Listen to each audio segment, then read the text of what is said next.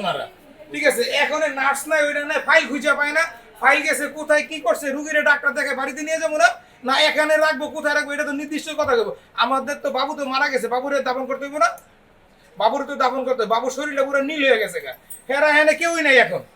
আপনার বাচ্চা? না না, আমার ছোট ভাইয়ের। আচ্ছা, কিভাবে মারা গিয়েছে কোনো ব্যাখ্যা দিয়েছে?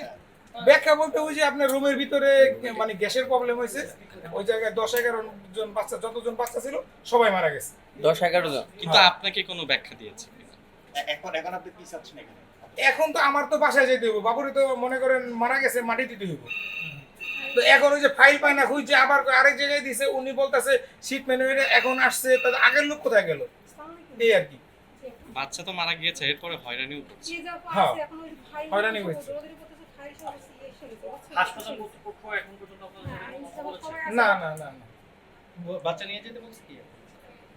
বাচ্চা নিয়ে যে ওই নিচে পুলিশ আসছে, পুলিশে লেখালেখি করতেছে, সুরুথাল করতেছে, এগুলো শেষ হয়ে গেছে। তো এখন তো আমরা রুগী নিয়ে বাড়িতে এসে চলে যাবো, মনে করেন ওষুধ মনে করে লিখে দিব, বাড়ি চলে যাবো। এখন কিসের জটিলতার জন্য আটকে গেছে? এখন ওই যে ফাইল পায় না, খুঁজে বলতেছে, আবার কইতেছে কোথায় বিলে নিছে, আবার উনি বলতেছে শিপমেন্ট চেঞ্জ হয়ে আমি আসছি, তাইলে আগের লোক কোথায় গেল, পলাইছে নাকি, পলাইলে ধরে নিয়ে আসেন। টাকা পয়সার কোনো বিষয়ে আপনাদের সাথে টাকা পয়সা এইগুলা নিয়ে কোনো ইয়া না, এই হাসপাতালে টাকা পয়সা তো যাওয়ার সময় যদি টাকা চায় টাকা দিয়ে দিব, সমস্যা নাই, তো টাকার তো কোনো বিষয় না।